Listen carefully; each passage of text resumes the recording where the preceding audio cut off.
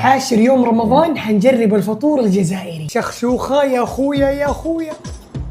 السلام عليكم.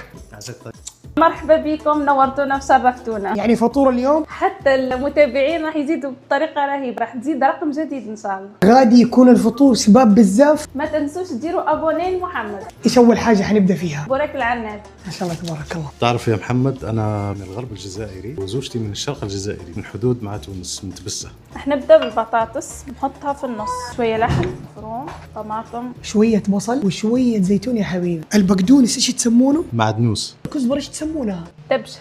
نضيف عليها الجبنة. اخر خطوه هي البيض، نحن نسميها عظام هذه كذا. يا إلهي نحن في 2023 تصنفنا نمبر 1 في المطبخ العربي. ما شاء الله. طبق الشخشوخه البسكريه، نفتحها كذا تكون قطع شويه كبيره. أكثر طبق مشهور في الجزائر في رمضان. البوراك عندنا والشوربه ضروري كل يوم في السفره.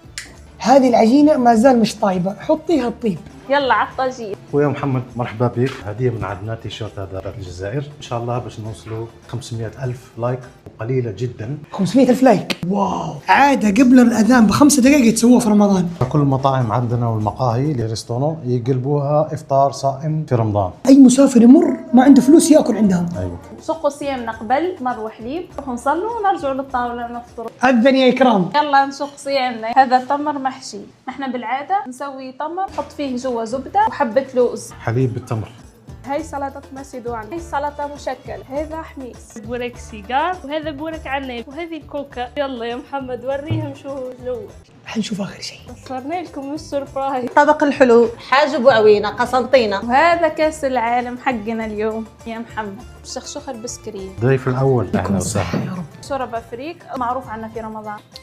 هذا اللي فيه البيض. الله بتحط معاه جبنة تجي صح؟ جبنة وكريم فريز، ما حاعطيك الوصفة. طاجن زيتون. يا الريحة. عبارة عن زيتون. نحن نطبخ الرز على شكل سلطة. رز بارد بس مستوي. ايوه. هذا الأطباق أطباق شعبية وفي متناول الجميع يعني ما تكلف.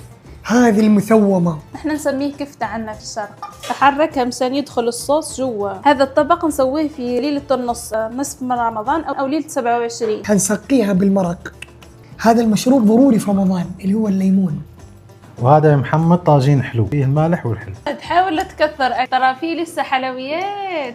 بالنسبة للحلويات هذه بقلاوة جزائرية اسمها محلبي. كسكسي معظم الجزائريين بياكلوه على السحور. الكسكس الجزائري الحلو مسفوف أو سفة، ما بعده أكل. هذا زلابية البنان. الحين نختموها بلاتاي. يا سينا تيري لاتاي ديري لاتاي وقفة البنات.